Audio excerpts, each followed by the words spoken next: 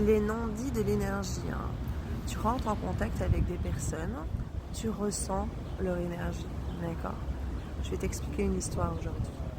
Il y a quelques semaines, une personne inconnue arrive au salon, deux personnes très sympathiques, mais l'énergie était comme...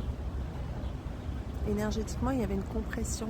Je ressentais une compression quand ce monsieur est arrivé. Donc, il s'est installé, hein, je suis coiffeuse, hein. Il s'est installé sur ma chaise et puis on était dans le non-dit, on était dans le ressenti. Il y avait comme une charge énergétique. Hein. Lui, il est d'Angleterre, de Londres. Il vient voir son chum, d'accord, son copain. Il était dans comme une sorte de blocage énergétique incroyable. Et j'ai commencé à faire une petite phrase en anglais en rigolant pour essayer de modifier l'atmosphère. Je voulais vraiment modifier l'atmosphère énergétique que je ressentais, d'accord?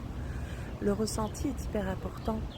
L'énergie émotionnelle ne se passe pas avec plein de mots car les mots sont vivants et nous savons peu de conscience sur l'importance des mots et l'architecture des formes dans laquelle nous vivons énergétiquement.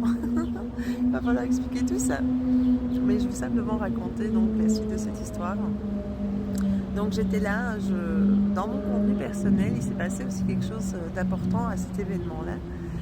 Je ressentais comme quoi c'était une âme, d'accord, avec encore une anicroche par rapport à des anciennes vies énergétiques, d'accord. Il faut être totalement sincère, c'était vraiment une énergie de ressenti d'un autre temps, d'un autre univers. Et l'univers et l'autre temps se passent toujours dans la matière du présent. Le passé, le présent, le futur sera toujours en perpétuellement changement et reprend chaque fois une programmation constante. D'accord? Je ne sais pas si tu comprends. Ton histoire n'est pas ton histoire, d'accord? Elle est l'histoire de collectivité et d'énergie émotionnelle, d'accord? Plus de grandes créations énergétiques. Les créations énergétiques sont demandées à augmenter, à évoluer. Alors elles doivent d'abord évoluer à l'intérieur de toi, d'accord? Pour que ton circuit électrique brille de mille feux.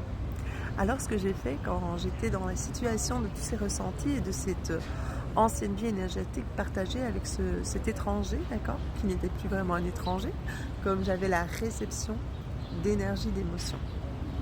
Et alors avec ce monsieur, à un moment donné, on était dans le plein silence, j'avais fait une petite blague en anglais pour un petit peu adoucir l'énergie. Ça avait fonctionné, on était vraiment dans le ressenti, donc je me suis concentrée. Il voyait que j'étais complètement à l'aise, j'ai redescendu ma charge d'énergie, mon ressenti était dans une autre situation, d'accord? J'étais dans une situation de pardon, d'accord, et de brillant justement. Tu vas rechercher l'énergie émotionnelle, de repardonner, de reformuler l'énergie à l'intérieur de toi par rapport à ta réception. Tes réceptions sont des fois fausses, d'accord? Et des fois, elles peuvent être extrêmement justes, d'accord? Mais quand elles sont fausses, d'accord, tu le ressens, d'accord? Et ce qui est important, c'est pas d'avoir la vérité ni ressentir le mensonge. Ce qui est important, c'est justement uniquement ton ressenti. Donc, si tu vois que ça part mal ou ça fréquence mal, tu changes cette fréquence tout simplement. Alors, j'ai modifié la fréquence et en modifiant la fréquence, je suis arrivée dans une énergie qui m'amène à faire ce vidéo-là aujourd'hui, incroyable. Il y a une sorte de lumière électrique qui est sortie entre lui et moi. On ne disait rien, on était dans le ressenti. Cette lumière, c'était comme un nuage.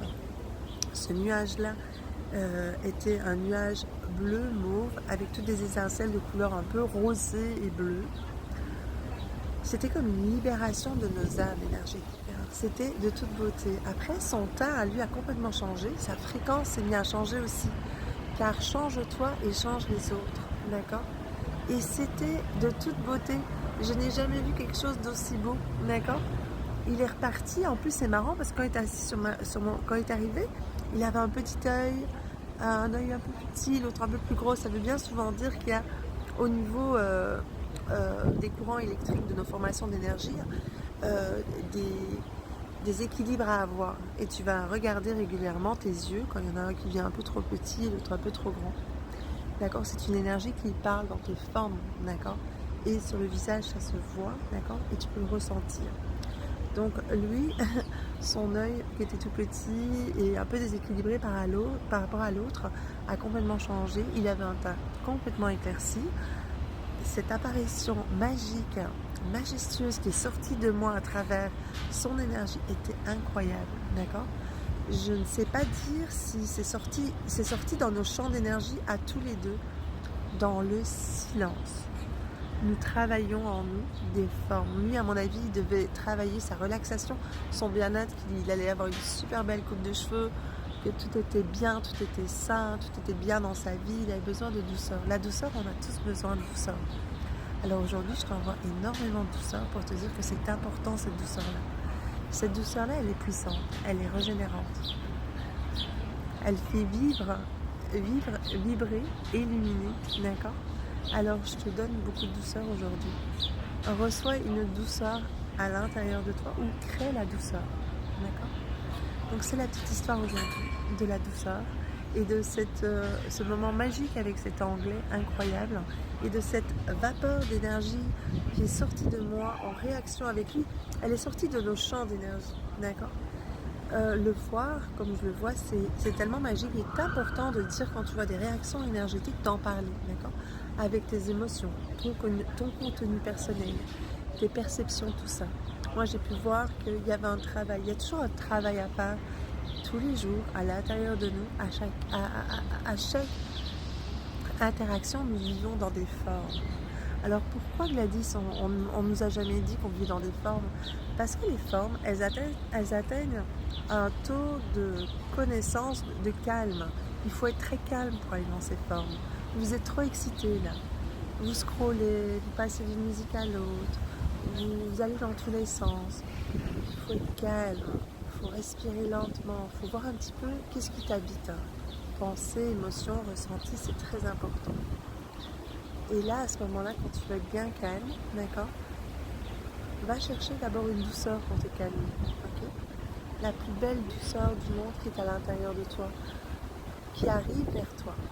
Je te l'envoie. Bonne journée.